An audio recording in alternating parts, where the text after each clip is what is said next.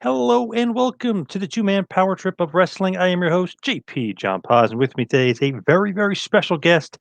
He's, of course, a rock star, a very, very famous musician, the lead singer of the Smashing Pumpkins, and, of course, an owner and promoter of the NWA, Mr. Billy Corgan, aka William Corgan. Welcome to the two-man power trip. How you doing? Good, thank you, my friend. So, what's going on? What have you been up to? I know you're very, very busy with the NWA. Yeah, we're just gearing up to do another pay-per-view on June 6th at 4 p.m. Eastern, and have a great card for that. And we haven't announced it yet, but we're pretty much ready to announce it. The main event will be Trevor Murdoch versus Nick Aldis for the NWA World's Heavyweight Championship, and then we go into some TV taping. When Our Shadows Fall, June 6th, like I said, 4 p.m., Fight TV. How come the time slot there? Is that just a good time slot, you think, for you guys? Does that work for you? Yeah, because I think in that case we don't have to necessarily worry about whether anybody else is running that night. I think our first pay per view there might have been a WWE pay per view where there was going to be or something, and so we were like, let's just try to do an earlier one. It seemed kind of apropos to the product. Yeah, we're fine with it. It's actually not a bad thing for everybody because it's kind of something about being early days got a little bit different feel to it. Yeah, for sure. Like you said, Murdoch versus Aldis will be the headliner, will be the main event. What do you think about that? With Murdoch kind of, being that veteran, but never really got his shot before, and he kind of fits in that old school NWA model. Well, I don't. I mean, I get the old school thing, but to me, talent is talent. Um, Trevor's always had talent, always had the size to be a champion, and he can certainly work his butt off. I mean, he busts his butt in the ring like just about as good as anybody. And being trained by somebody like Harley, as was Nick, he learned the game from the ground up, and so I'm proud to work with him. And I don't know. I mean, I'm not being contentious, but I mean, to me, old school is the school. You know what I mean? When I Yep. grew up watching Harley race and Macho Man and you name it, all of them, Dick the Bruiser. I mean, they were big, big, burly, intimidating people, and to me, that just never gets old. I get we're in a kind of a different revolution right now, and there's a lot of great people who are super talented. I was talking to Chris Jericho the other day and was talking about how, there was that period before he came over from WCW, uh, Eddie Guerrero and Dean Malenko, where those guys were really getting over with the fans, but they were kind of being held back because of the way that the traditional wrestling booking would. I think that's an important thing that happened. I mean, they kind of broke that glass ceiling, and Chris Jericho is as great as anybody who's ever come down the line. But still, if we're talking about like the physics of the world, a 7 foot tall man should be able to smash the pieces out of a 6 foot tall man. That doesn't mean always, but that means most of the time. So I believe in that orientation in our world, and so Trevor fits right in with that, and he's a big, intimidating dude. To me, old school is a compliment though, because I love the old school guys. That's like my bread and butter as being a fan is mid '80s and then forward. But just I love the old school guys. He to me is a throwback to a Harley race. I mean, that's kind of obviously trained under him, but that's who he kind of reminds me of. Just that old school style, like you said, the big burly guy. He's a little snug, maybe a little stiff. I just love that style. Yeah, I don't know. I mean, it's look, we have to put these talented people on television, and you know, I have to believe in my bones that what we're asking people to pay attention to is within line with the laws of gravity and Hmm. and historical precedent. And so we started just before we came on air. We were talking about a mutual friend of ours, Just Incredible. Yep. I've known him for over 20 years. You've known him almost 20 years. He was considered undersized, but he's still a big dude. So what does Right. that tell you? He's just as big as, say, Shawn Michaels, right? They're very similar body sizes, types, and stuff like that, and both great workers, right? Um, but you look at the stories that were told around them. It was them being undersized against bigger men, a Terry Funk or an Undertaker. That was part of the dynamic that I think was attractive, was when they were able to fight out from underneath that. that's part of what created the interest in them as characters. I just have a hard time believing, it's like how they book, space movies these days. It's like, anybody can beat anybody if somebody wants to believe it, and I just don't believe in that personally. Yeah, I got you. And it's funny, like PJ nowadays would be a big guy in most of the wrestling world, and Bret Hart and Michaels would be big, according to most of the world, because the wrestlers have gotten smaller and smaller. There's no doubt about it. But I love those big guys. Nick Aldis, for instance, big guy, huge guy, 6'4", probably 265, 270. I mean, he's a big boy as well. Yeah, and look, one thing I always like to point out too is one of the greatest matches I ever saw was Rey Mysterio against the Undertaker. And the whole match and the whole dynamics of the match was predicated on the fact that Ray had to chop down, this unstoppable force. But it had to do with Ray's speed and agility and his innovative offense. It wasn't just because he did something well. You know what I mean? Yep. The story in that narrative is what I like to key upon. And so, yeah, I mean, you see it now where promotions have champions that are, 5'9". I mean, that is their world champion. I'm sorry, I think it's a very difficult thing to ask the public on some level beyond what I call the wrestling bubble. There's no doubt that some of the people working right now are some of the most talented people to ever work in the ring.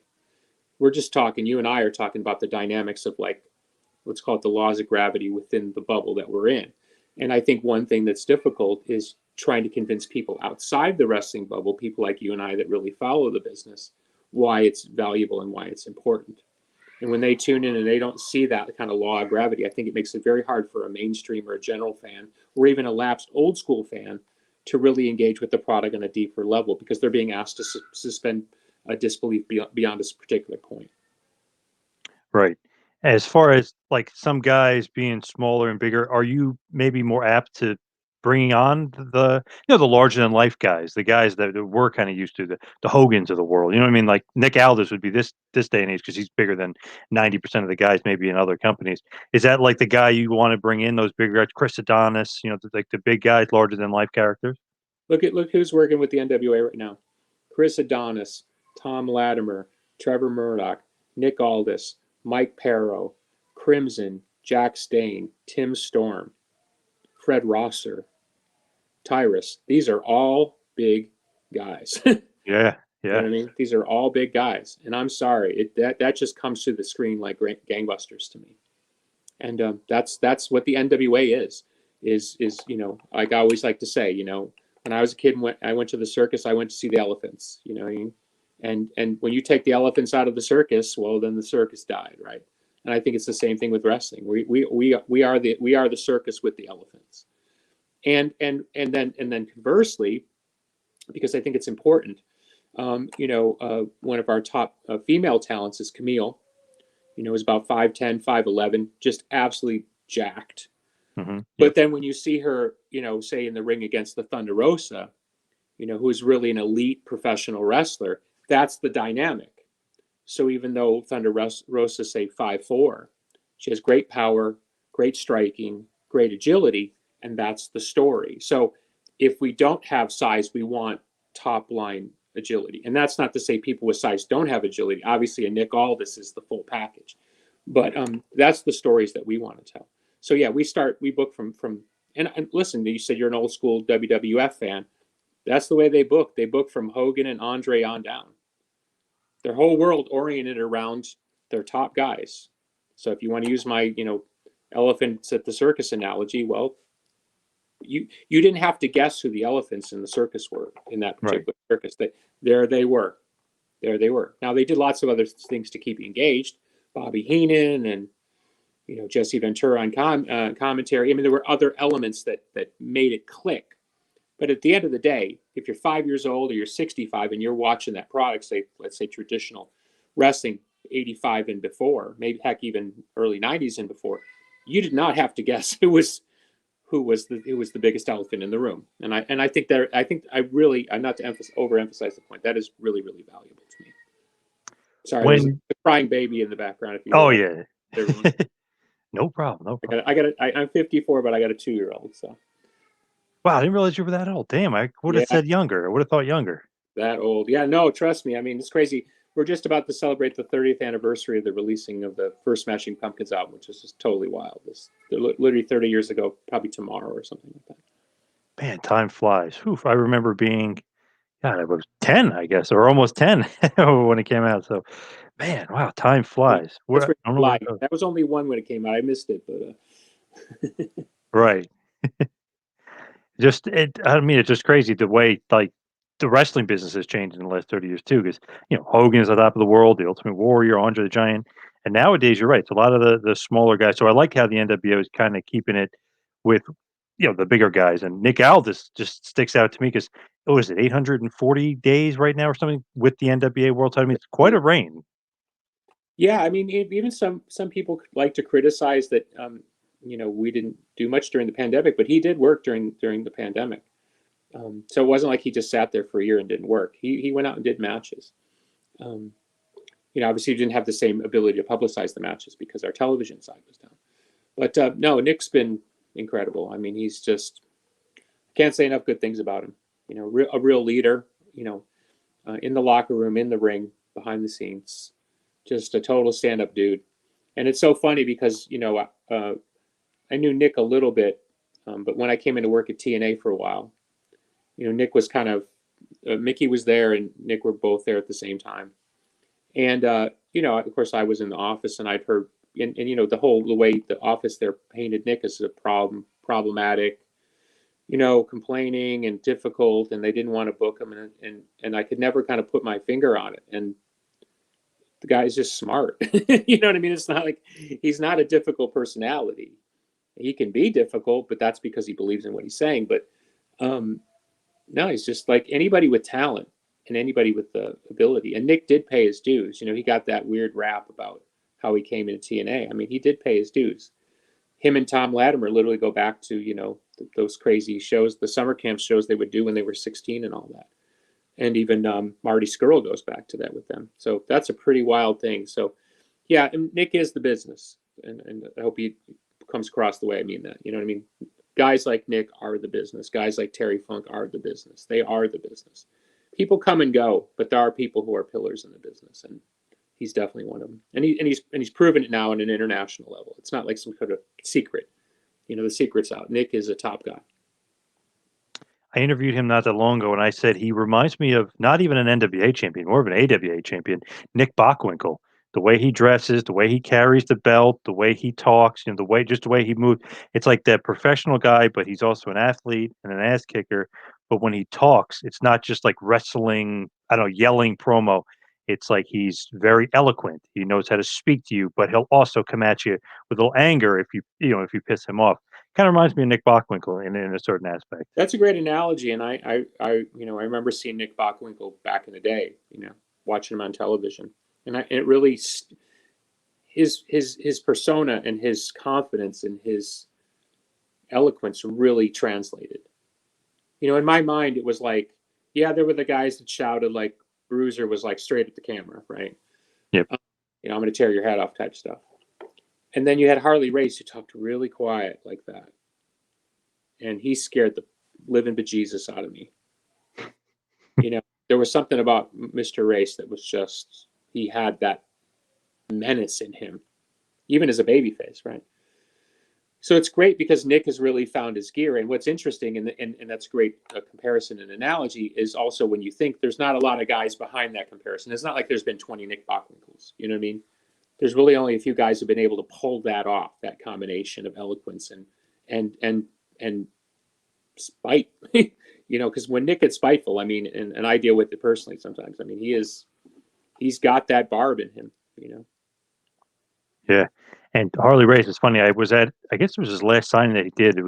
Obviously it was many years ago, about 3 years ago, 2 or 3 years ago, and I had Ronnie Garvin with me. They're both very respectful to each other. So I was joking around, and Harley's in the wheelchair. I was joking around, and Harley was joking like, "Oh, Philly," because we're in Philly. Philly's a shithole, or like just joking around, playing like, "Ah, joking." So I said to Ronnie Garvin, I said, "Could you think you could take Harley, like?" And he looks at him and he goes, "Now." maybe. Back then, no. And Ronnie Garvin's known as one of the toughest guys ever. So, and his hand, I mean, Garvin's hands are like bear claws. I mean, he just knock you out. And so he's looking at him in the wheelchair. He goes, maybe now in the wheelchair, but not in my prime. Just the Yeah, right. respect for Harley. It's cool you bring up Ronnie Garvin. I mean that's like, stop there a second. How tall is Ronnie Garvin? 5'9", Okay, probably. He's that tall. right. But look at the way Ronnie Garvin carried himself, right? I mean, Yep. he was a tough SOB, right? He exuded that, and whether he was working or not, it doesn't matter to me. It's all the same to me. So that's what I'm saying is, like, if you put a Ronnie Garvin in at 5'9" against a 6'1", 6'2" Ric Flair, you know what I mean? Like, what do you have to believe in order to believe that Ronnie Garvin has a chance, right? So, what I'm saying? That's kind of what I'm after. Yep. Like, it's one thing to be an incredibly gifted athlete. It's another thing to have a kind of an inner narrative that the fan can easily connect with, to understand who you are in that world. You know, uh, you think of somebody like Adrian Adonis, super gifted.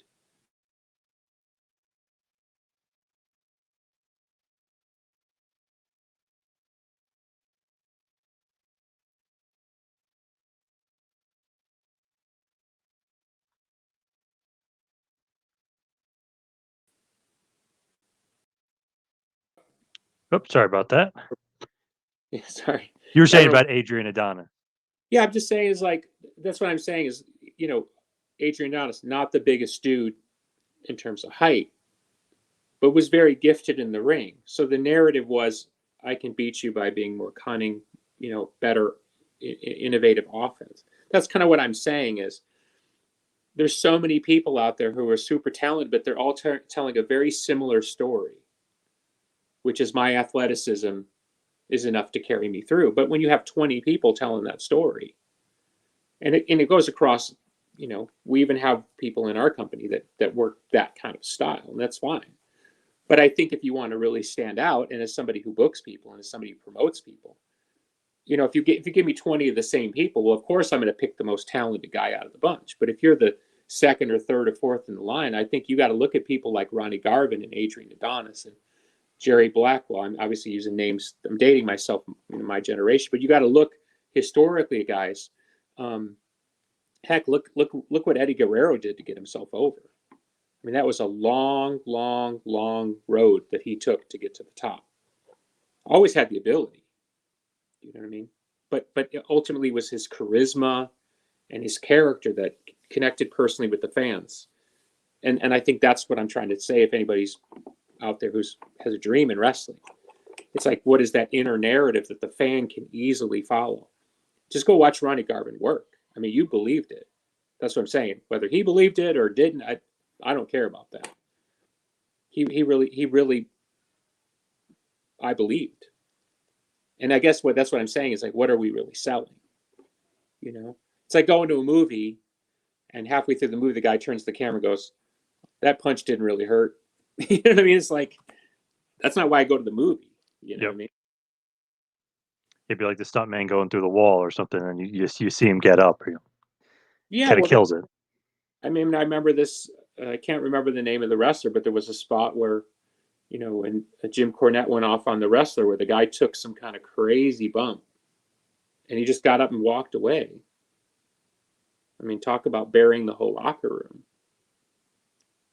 Put yourself through all that, and have people at the edge of their seats, and then be like, "I'm good." To me, you gotta believe it top to bottom. You just have to. And I'm in the unique position of making the decisions, deciding what airs on television. And even when I'm there and watching live, during a taping or whatever, or even during pay-per-view, and I have to make decisions about what stays and goes, it's like I still have to sit in front of a screen at some point and make a decision about whether or not I want to share that. So if you can't make me believe, I definitely know it's not going to work for somebody down the line. And I think that's one of the things that Nick and Aldis and I together have built. is that the vision of the NWA going forward is a tougher, grittier, bigger, meaner, faster promotion. And I think that's why we're starting to see real momentum around the promotion now, because there's something there. It's like, I go back to Ronnie Garvin one more time. It's like, we're going to be like Ronnie Garvin. We may not have $1 billion. We may not have the pyro, but we are going to be one tough SOB walking down the aisle. And that's the bones we're going to roll on this thing. And what's great is it's in the history of the brand. You know what I mean? It's Yeah. it's the fucking NWA. I mean, it Yeah. is the NWA. And by the way, Shane Douglas, who I liked, Shane Douglas, who I like. I was thinking of something from the past. That's why I used past tense. Shane Douglas, who I like, famously threw the title, I don't remember what it was called back then, CCW or whatever, But when Shane threw that title, I mean, I get it. I was in a band that did the same thing with hair metal. You know what I mean? We did that too. Yep. So I get it. I never really had a problem with it like that. But the fact of the matter is we've taken that title out of the trash can and shined it back up, and we're fucking back, man. It's cool. It's a cool thing.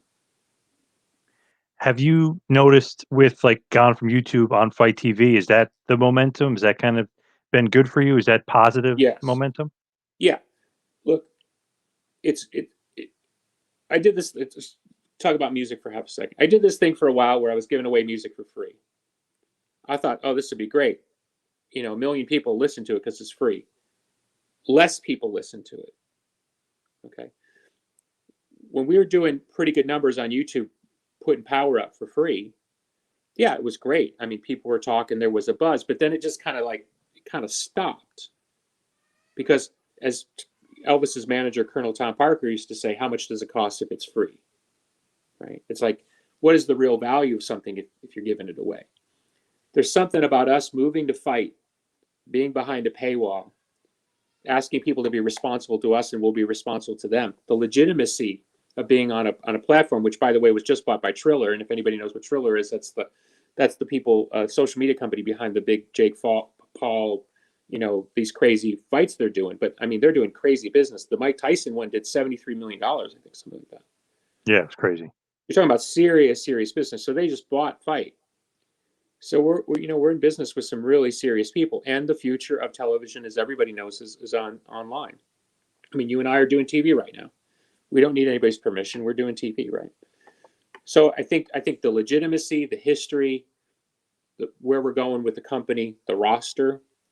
I mean, pound for pound, you look at who we're putting on television in terms of quality of talent. Because obviously, look, right now it's WWE and AEW. They're running the thing. Big companies, big TV deals. Well, beyond that, it's a big crowded marketplace, and you have to kind of cut your way through, and we're fine with that. And we will emerge out of this. Let's call it this other tier. We will emerge as the victor of this tier, and then we will position ourselves to make a serious run at the top. It won't take 2 months, but it will happen. And when it happens, I think you're going to see a lot of people come out of the woodwork. Not just old school fans. I think you're going to see a lot of young people come out because they're going to recognize that level of toughness, I think, does translate. And look, the traditional demo of wrestling, the big harp on wrestling was, big numbers on the preferred male demo, 15 to 30 or whatever the demo is now. Wrestling's always done pretty well, but there's also been surveys over the last 5-7 years that wrestling's audience is getting older. So credit to Tony Khan for bringing young people back to the table. And obviously they're watching incredible athleticism in the ring. And I like to think there'll come a point where we'll give them another choice, which is they'll see incredible athleticism with incredible toughness. That's not to say that people in AEW aren't tough. The Thunder Rosa Britt Baker match, that was tough. Jericho taking bumps off top of a cage and all that stuff, God bless. I'm just talking about sort of the tone of the company. Right. The tone of the company. You mentioned Tony Khan. Any sort of relationship there? Because obviously Serena Deeb and Thunder Rosa, NWA Women's World Title, is on AEW. Is there any sort of relationship there with you guys, or not really? Yeah, no, I met Tony actually. He had come to one of my shows with a mutual friend, Chris Nowinski, who wrestling fans would know as Chris Harvard, but now is very much in the concussion research field. Yep. Chris is doing amazing work in that field, really, for making sports, particularly for children, safer. And actually, all professional athletes that involve contact, including wrestling. And so we'd met back then, just kind of socially. And then when Tony looked like he was lining up to launch what is now AEW, we had a conversation then to sort of see where he was going, where I was going, and so we've stayed in touch. And then we built a business relationship on top of that, and he's just been a great business partner. I can't say enough good things about him as how he's been in terms of the business side of the thing. Having the NWA women's title on AEW television has been super valuable to us. Tony kept the name of the brand up when we were shut down for a while due to the pandemic. And then Tony allowing his talent to come wrestle on NWA television is huge. And of course, Tony helped bring Thunder Rosa to national, international prominence, as she should. She's an incredibly talented person. So that's been a cool relationship, I think, for everybody involved. I think a lot of people, myself included, think Serena Deeb and Thunder Rosa also raised their women's division up because their women's division was like, it's like kind of like here and there. Once you get Thunder Rosa and Serena Deeb, two of the best women's wrestlers out there, kind of raises their game too of Britt Baker and whoever they're wrestling over there. Yeah, I mean, I think it's hard because I see it more from the inside. You know, you can put 10 great wrestlers on a piece of paper and book them in your head. It's another thing to build a culture. And it's taken, I think, Tony a hot minute to kind of put together the way he wants to be run and how he wants it to be presented. And I think the great thing is Tony's demonstrated that when, particularly as we're talking about these talented women, as they put themselves in a position with the audience where the audience is interested, he's responded in kind and given them the spotlight. You can give somebody the spotlight, but it doesn't mean they're going to shine in the spotlight. Right. I mean, let's go back for a minute on Serena Deeb. I remember when Serena first came in WWE, and she was basically part of the Punk faction. I can't remember what it was called. She was just basically kind of working as a valet. And then she was out for a long time because of health concussion issues, I believe was the case. And so, my indelible memory from that time was, she was a talented, very good looking woman, very talented, very charismatic, but I can't particularly remember the wrestling part of the equation. And I would have people tell me through the years, oh, she might be coming back, because I think she was in kind of a pseudo retirement for a while. If I'm wrong on that, please don't quote me on that. But the point is, so I had a kind of a general impression as a fan of somebody who was talented, but had never been given the ball and allowed to run with it. If she had the ability back then, I don't remember seeing it, is what I'm trying to say. There's no mark on her because obviously it's WWE books the way they book. But man, since she's come back at that level, I mean, talk about impress. I mean, that's what I'm saying. In my own mind, she's gone from somebody who was like, oh yeah, she's pretty talented to like, holy cow, what a incredibly talented professional wrestler on every level. So proud to be in business with her. Every time she wrestles, she always surprises me. It's like, oh wow, she stole the show again. Like the crowd goes like every time. It's one of those things. It's like she's got that thing about her. She's just a really good worker. I know Rip Rogers, a legendary trainer, had a hand in that and OVW and stuff. But she is really, really good. She impresses me almost every time she's out there. Yeah, and here's the thing. You can't teach charisma. There are people who they can do everything in the world, but charisma is like that weird X factor. And you look at a Thunder Rosa, you look at a Britt Baker, you look at a Serena Deeb, they just have that magical charisma. And then when you put that together with the physical ability, the in-ring acumen, I mean, that's why they're stars. And so it's a real pleasure to work with people at that level, with that level of talent, because literally you just kind of sit back and just kind of let it happen, So this, that's one of the best parts of being in this business. When he wants Tony, meaning he wants to use her for like AEW Dynamite or for the pay per view, does that go through you like immediately, or does that like weeks in ahead? Because she's going to be on that pay per view Double or Nothing on Sunday before your pay-per-view on the following Sunday. Is that something that he has to okay with you? It's already planned in advance. Like, how does that work? Yeah, we work everything out. Like I said, Tony's been an incredible partner. Um, I've yet to be in an instance where I didn't feel the NWA or myself was in any way not totally respected. Our communication is great. We talk fairly often. He's obviously a really busy guy. He's also, Right. don't forget, he's an executive for an NFL football team.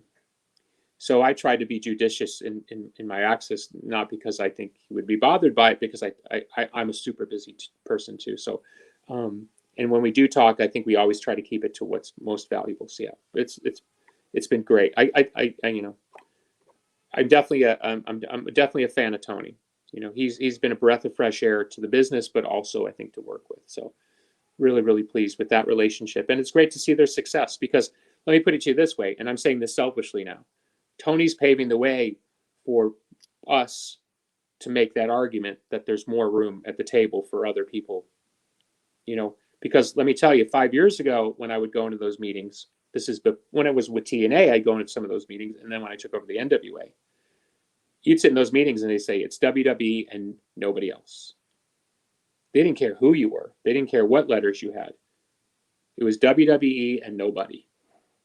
And you sit there and a quick quote, because I ran TNA for a hot minute. I think TNA's biggest year, they generated something like $39 million of revenue, gross revenue in 1 year.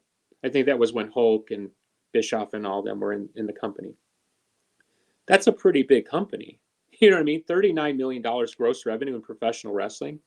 I know WWE is this massive company, but you got to remember that's 30, 40, 50 years of building that thing up. All that IP, all the history, all the what's the brand worth, all that stuff. What's it worth to broadcast partners who know if you're signing that check, they're going to show up week after week and deliver. You know what I mean? It's like it's faith in the brand, right? That's a really, really hard thing to do with advertisers, with network executives. It takes a really long time. So imagine 5 years ago when I was in those meetings, it was like they didn't care what I was selling. Because if it wasn't above 40 million, and by the way, TNA couldn't get bought for that, right? If they couldn't make it happen, what were you going to say if you're at this level of revenue or this level of no matter how good your ideas are, right? So now Tony is proving no, there's this whole other thing coming. And I think you also see it in them expanding their programming. They wouldn't be expanding their programming if there wasn't a desire for it and there weren't people standing there going, give us more, because more is more in this marketplace. Yeah, so it's going to be very, very interesting. But again, all credit, because he's helping chop through a forest that would be very hard for me to chop through on my own. Gotcha. And they had the what is it, $45 million TV deal, plus they supposedly just got 10 million more to move over to TBS if those numbers are accurate. But I mean, that's a huge chunk of change for production costs and everything else. But that's great for a non WWE company to be able to do that and get that kind of money from TBS and TNT. Yeah, and look, I don't even think we've seen anywhere near what the limit is. Like True. not even close. Look, WWE in the last 5 years has gotten $2 billion checks. I could be wrong, but generally speaking, that's my I think one was from Fox and one was now from the Peacock, NBC, right? What's WWE's weekly audience? 2 million, 2.4. Remember when they were drawing 8 million? Yeah. Right? Okay. So if they're that valuable at that level of audience, right? Imagine if somebody comes up and starts doing, 3/4 of that number. Like if Tony's able to pull up the AEW weekly rating to say 1.5, is somebody writing Tony a check for 300 million? I mean, the business will explode. It will absolutely explode. You'll go back to something similar, and I don't mean it in the war sense. I don't think you'll ever see that again. I know people like to play that angle up. I don't think people watch TV like that anymore. But that said, when you have one company with one generally large vision, how many people are going to get in the marketplace? Now let's say you got two players at the table. it'll be 5 times more people want to come into the marketplace. You'll see 5 more levels of talent available. You see more international talent wanting to travel to the United States to work. And don't forget, we're on a global scale now. I think UFC has proven that model. The Brazilian fighter against the French fighter against the Canadian, whatever. You really need an international model. You need people from different backgrounds, different orientations, different walks of life, different everything, because people need to see the world on their television if you're selling a truly international product. I don't think anybody's figured that formula out better than the UFC. So imagine the level of explosion you will see in professional wrestling. And don't forget, we're starting to see the very beginning, the crest of the wave of what is a long overdue revolution in wrestling as it pertains to women. That women can now regularly main event, nobody even blinks an eye. So imagine when that market comes online, and maybe for the first time ever, wrestling on television can start drawing, an audience just as strong on the female side as it's drawn on the male side traditionally. I mean, imagine if that market, I think the sky's the limit. So I think it's a really exciting time in that way. And again, a lot of people that are in the world, the dirt sheet, that whole world, we're in that world, right? There's a logic that goes with what I would call, again, in the bubble. But if you look at the wider world, most of the world is not truly engaged in professional wrestling. It probably hasn't been that engaged since the peak of The Rock, Stone Cold, and Hogan, kind of whatever, those 10 years, right? Don't quote me on that, but that's a general number. Mm-hmm. And again, WWE is massive, but there are still a huge part of the world that's just not checked in because they're not part of that ecosystem. If the world opens up and a larger audience starts watching professional wrestling like they watch the NBA, or you're able to engender a wider thing, you might see things you could never imagine happening. You might see a situation where at some point WWE turns to AEW and goes, it's in our best interest to work together. Not 52 weeks out of the year, but 4 weeks out of the year might be in our best interest because now we can do truly global events. Yes, WrestleMania is a global event, but you see what I'm saying. Mm-hmm. You start looking at the kind of money that a top level prize fight or a top level UFC, you can get into that sphere, and then sky's the limit for everybody, including the NWA. Would you like the NWA to work with AEW like more frequently, or have Nick Aldis on there defending the title like he did with Cody, like a few years back, all in? Obviously, that was like kind of the precursor to the AEW, excuse me. Do you want to do that? Like have like a team up like that? Because it seems like Tony is kind of open to it. Seems like. Yeah, I'm open to all that stuff. I think it's sort of like where do you want it to go? You know what I mean? Because right now the NWA is in a position where we're just building back up. So like I said, I totally appreciate those opportunities, but we're not really geared in that way. You know what I mean? If you saw some of the comments that Chris Jericho had about AEW working with Impact, who I'm publicly no fan of because of my dealings with them, including them stealing a former talent from us. Not to mention, what went on with Dixie Carter and that whole kermuffle. Jericho completely buried the situation with Impact. Because he basically was talking about the disparity in power and star attraction. Now, there's plenty of talented people at Impact, not to denigrate them, and I've worked with some of them. Particularly like the people in Decay, super talented people, Rosemary, Crazy Steve. So no mark on the talent, but look, if you're not an equal in the situation, so you're put in a situation where you're trying to convince another fan base to believe in some form of equity, it's always a bit wonky, Yep.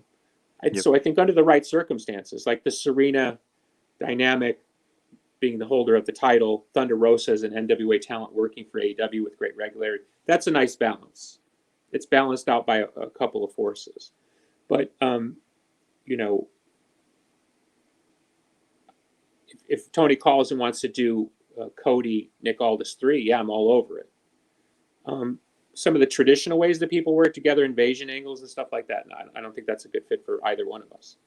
Tony's got more talent than he knows what to do with. He doesn't need our talent too.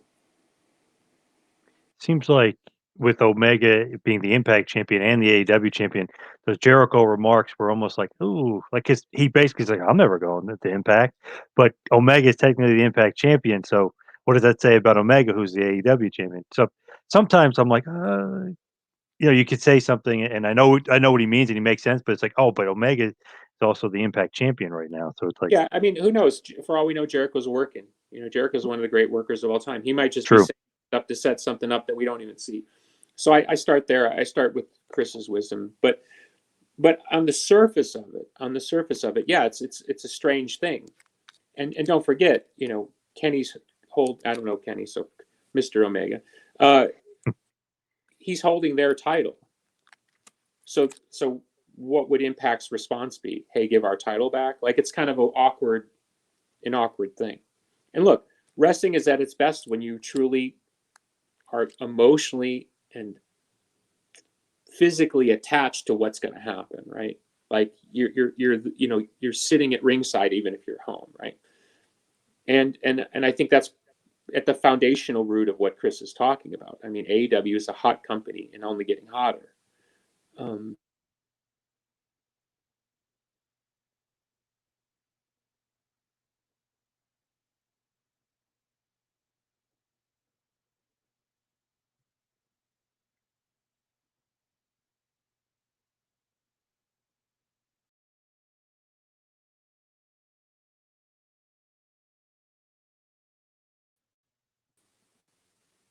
Sorry about that. Froze for a second. I can't hear you now. I don't know what Can happened you hear there. me? Can you hear me? Can you hear me? Can't hear me? No, sorry. Just checking my volume now. Checking. Check. Check. Check. Nothing.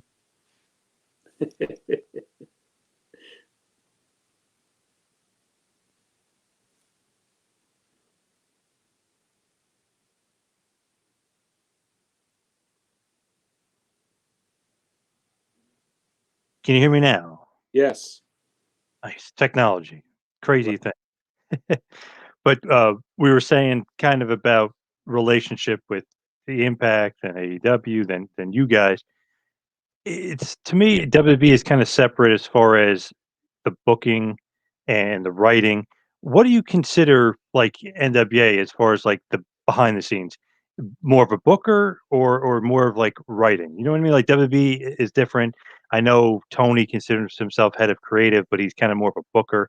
What do you kind of consider the NWA and yourself and your kind of strategy as far as writing the show? I don't. I'm not sure I totally understand the question. Can you just reframe it a bit? So sports entertainment has writers, pro wrestling has bookers.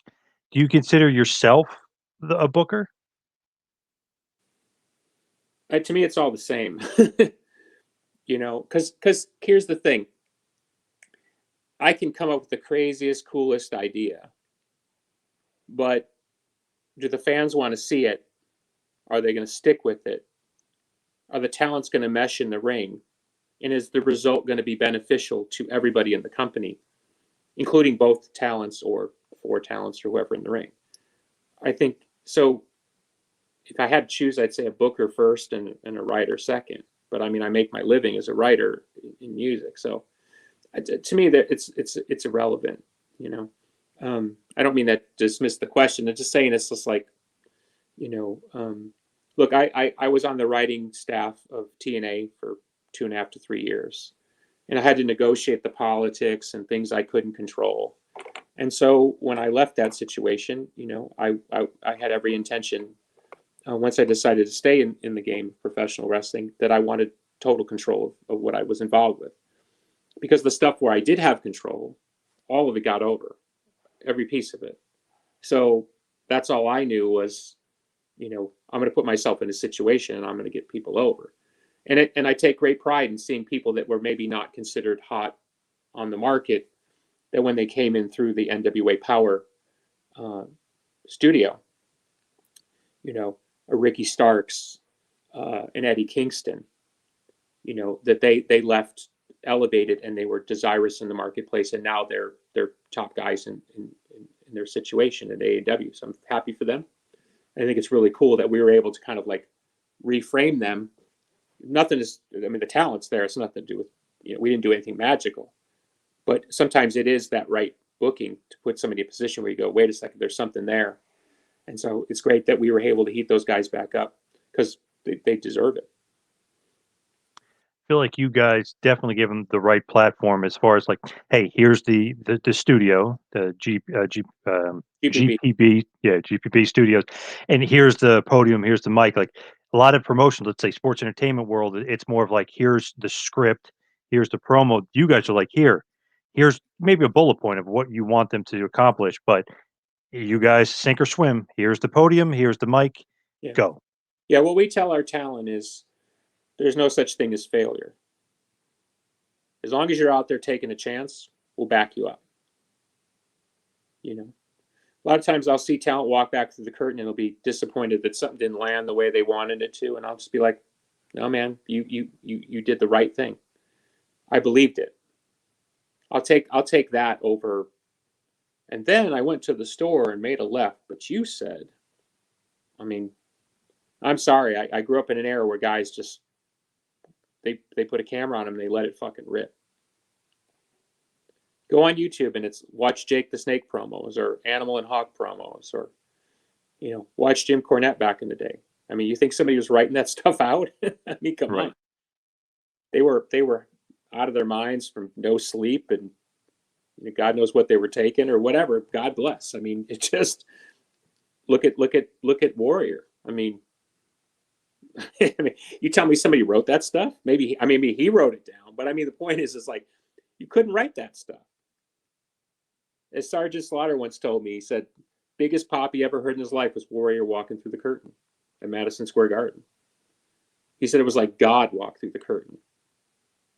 You tell me some guy who's not one of the boys, who doesn't know what it's like in there, who doesn't hear the fans in a 360 circle and really know what connects, who's in the gym killing themselves to, get bigger and stronger, and spending that night riding down the road with, Bam Bam Bigelow or whatever the hell those guys did. Live in. I'm saying it from the standpoint of I've done it for myself in my musical life. I mean, people don't write my words. People don't tell me what to say. Doesn't mean somebody doesn't go, I think it would be better if you kind of, nudged it this way or clarified this. I'm not talking about that, but I'm saying is what comes out of my mouth is what comes out of my mouth. It's from me. And trust me, I've had plenty of people through the years try to tell me what I should say or what I shouldn't say, what I should do. And, I was recently called by a host divisive, you know what I mean? People love me or they don't love me. I mean, that's totally fine. But the point is the people who love me, I emotionally connect with them because I'm honest and, I'm real in some kind of crazy way. So I'm very attracted in professional wrestling to people who are very authentic. When I see Ricky Starks cut a promo, that's the same Ricky Starks I would talk to sitting in the seats when the cameras were down. It's not like there's a different Ricky Starks. It's like that guy's super charismatic, very intelligent young man. Great. Go be Ricky Starks in front of the camera. Like, turn it up to 11. Let's go. It's not like I had to sit there and say, now, Ricky, da, da, da, da, da. Like, what's the point of that? Nobody wants to see that. Nobody wants to see my version of Ricky Starks or Eddie Kingston or Nick Aldis or Trevor Murdoch. Trevor Murdoch, at the conclusion of the last show, when he went over in the 15-man battle royale to win a shot to face Nick at the pay-per-view, June 6th, on Fight TV. I mean, he cut a promo from the heart talking about Harley and the title above Harley's door, and now he's in a position to be a world champion. I mean, are you going to tell me that's not real? All the miles, all the bumps, all the heartache, all the disappointment. I mean, I'm sorry. I'll take that. I'll take Trevor Murdoch trying to find the right words halfway between exhaustion and tears, because they're the tears of a man who's been through something, who's pounding on the desk talking about his mentor, one of the greatest legends in the history of professional wrestling, and what he meant to him. and how he wishes he was in the room to see where he's standing right now? Are you telling me that's not real? You tell me I could write that better than Trevor Murdoch, who's lived it? So yeah, that's what I mean. We're going to ride that thing all the way down the line. That's the NWA to the bone. And if we bleed, we bleed. That's we're completely convinced. You know what I mean? It's not like, yeah, it's kind of a good idea. Let's see how it goes. I mean, we are completely convinced. And that's it. And look, I used to go see ECW back in the days. You know, I'd watch RVD kind of cut his stoner promo. It was great. Was he the greatest talker of all time? I think he would tell you he wasn't. But did he land? Did he connect with you? Did you believe him? Yeah, that's it. That's it. I get like a Pat Kenny, the formerly Simon Diamond. He's the talent director of the NWA. He always says it's not rocket science, right? I mean, just make me care. Just make me care. And I feel like with those promos, like a guy like Ricky Starks or Eddie Kingston, even more so Tim Storm. I mean, you put him out there, he's real. He's giving you real promos, and I love that. The Arn, almost like Arn Anderson style, where it's like this guy is like I don't know like what's going on, but I believe everything this guy says, and he's not screaming and going crazy. I know Flair cut awesome promos, but I always liked Arn's better because it was always like at the end, and he always was like, "And we're gonna get you." Like very serious, very straightforward. But kind of like Tim Storm reminds me like that, yeah, again, old school, cutting promos, not necessarily screaming, yelling when he was going for the title and when he was shooting with Nick, but just was great. I But just love that. let's as we kind of try to wrap this thing up, right? Yep. Let's talk about the Nature Boy for a second, right? That man, arguably the greatest ever, he lived it. He was that guy. Do you see he just posted on social media his 1983 travel schedule for the NWA? It's all that nuts. Okay. He lived it. So when the Nature Boy was talking about taking you on a ride, I mean, he was living it. And I'm sure you've heard some of the stories, and I've heard the stories too. I mean, he lived it. So it's not like you meet Ric Flair behind the scenes and he's like, "Hi, I'm Ric Flair." You know what I mean? He's the Nate, man. He's living it. And I remember going to a post WrestleMania party, where the WWE does the full on catering and everyone's there and all the legends are there and everyone's having a laugh because it's kind of their one time to celebrate. And I remember seeing Mr. Bockwinkel, Nick Bockwinkel, about 10 feet away. I'm too shy of a person to just go up and shake somebody's hand. I wish I had now because he's passed away. But I mean, it wasn't like I saw a different Nick Bockwinkel. He was. Like, it's not like, oh, it's some other guy. He's Nick Bockwinkel. It was, you know what I'm saying? And I met Dusty a couple times. Same thing. Now, was he turned up to 11 Dusty? No. But he was Dusty at 7.8. I mean, I'm saying is maybe there's a correlation there. You know what I'm saying? Yes. We love to talk because, if you and I are a little older, we love to talk about these legends. Well, why can we recall those legends in a holographic way? Because they were able to come through that television screen and grab us. I can remember the first time I saw Dusty Rhodes on television like it was yesterday. Why? I mean, think of how much information I've lived in the last 40-something years. How many tours, how many interviews. And I could still tell you, and I could still see Dusty on that screen. And I guess what I'm saying, and I may be backing myself in a corner, I don't understand how that is not still the primary thing in our great sport of professional wrestling. Obviously, I have my opinion. Not everybody agrees with it. I respect that. But to me, it just doesn't get any better. It doesn't get any better when Nate going 1,000 miles an hour, back at Georgia Championship Wrestling, which is literally half a block away from where we take power. We're literally on the same soil. And then we got Austin Idol in the building, who was there, who literally invented the TV title. I mean, we have that direct lineage, that history. We fly the Crockett colors in our ring. I mean, it just doesn't get any better when you see a man moving 1,000 miles an hour. And when he tells you the best, he knows he's the best. He's not saying it because somebody told him to say it. He's like, no, I am the best. And think how many people paid, drove through the snow, got a babysitter, stayed up late to watch Nate again and again and again and again, and do it and do it and do it till probably long past the due date, because it's magic. It's magic. That's what we do in music, right? We create something out of thin air. I pick up a guitar, there's no song, there's no sound, and I start. Well, that's what those guys do and those girls do. They create something out of thin air. And when they create memories, man, it doesn't get any better. So proud to be part of it, proud to just ride that history.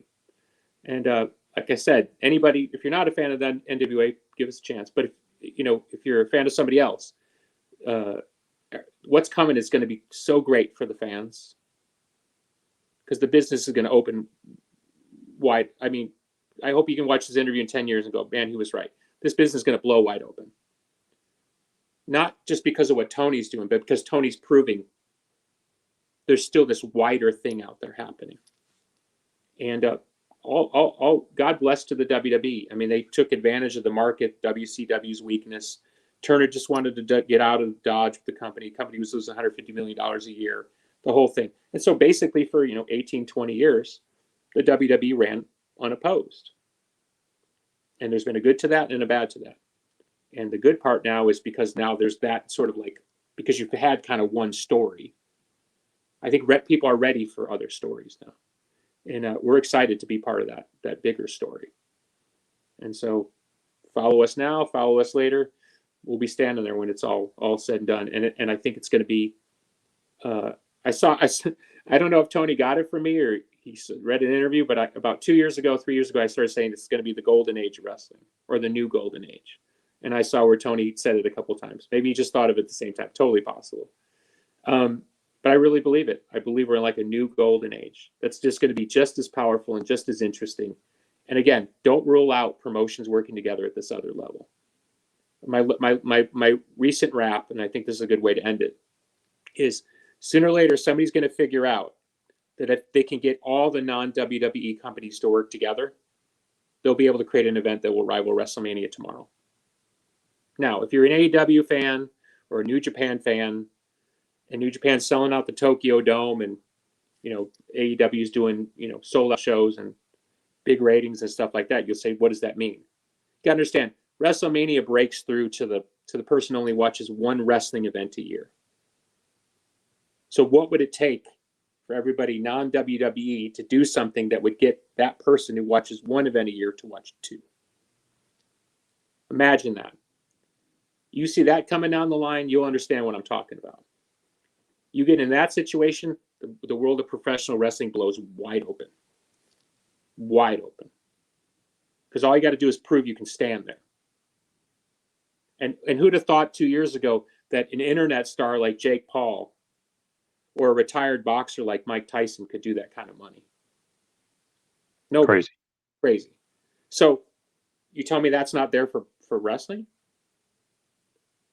Now, you look at the talent that WWE has under contract, they've been able to kind of control that narrative because they've had a lot of top talent. But now Tony is building up a whole new generation of top talent, whether it's Hangman Page or bringing a great Kenny Omega to that other level, to that mainstream level where he'll be able to go on the NBA show with Shaq and people know who he is. He won't have to be introduced; they'll know who he is, just like Hogan was, and just like Ric Flair was, and just like Dusty was, right? So once we start popping through to that other level, then it gets really crazy. It gets really crazy fast. And that's what I'm saying is, if you're a wrestling fan and you live in this bubble that we live in and you talk shop like we're talking shop, it's all good. But think about the guy across the street that gives you shit about watching wrestling, who might watch WrestleMania because his buddy watches it or his kid want to watch it. One wrestling event. You get to 2 wrestling events a year, and that second event, let's say Triller puts it on, or Tony's able to organize something, or you're talking about some crazy fucking shit coming down the line. Stuff you can't even imagine. Stuff you cannot even imagine. Because then you'll have people popping in that you can never imagine popping in. Because then you get into Hollywood, you get into big sports stars, not just the guy who's a mark wrestling fan who wants to show up and do something. You're talking about a much, much bigger world. And then one company will no longer be able to control the kind of the inner narrative in the bubble because it'll be a bigger story outside that bubble. And that's what I truly believe. Love it. Love your passion for the business. I love that you're a big fan. And before we kind of let you go, please, one last time, pay per view, June 6th, When Our Shadows Fall, 4 p.m., Fight TV. But give us all the plugs and where everybody can see it and everybody can find you and the NWA. Well, we're on all the typical stuff: Twitter, Instagram. It's easy to find. National Wrestling Alliance. We're on Fight. We're behind a paywall, so it's $5 a month to watch Power, and then pay-per-views, 4 pay-per-views a year. And so just hang with us. We're really on to something. It's great because sometimes I read some of the reports on our shows. It's really great because people really understand why we're different and how we're different. Now just keep turning up the volume in that, and you'll see where we're going. And you'll see why we will truly be an alternative choice to what's out there right now. People get caught in the old school thing, but they don't understand, and this is where we started. The old school thing to me is the thing. And I respect what everybody else is doing, and I totally understand why they're doing it. So there's no disrespect in what I'm saying, but I truly believe that our version is gonna last and be the version. Love it. And of course, congratulations, 30 years Smashing Pumpkins. So congrats once again, Mr. Corgan. Awesome stuff. Amazing. I made that album when I was 3. All right, my friend. Take care. Yep. Thank you so much. Appreciate all the time. We'll catch up Yeah. some other time. Thank you. Yes. Bye. Thank you. Bye bye.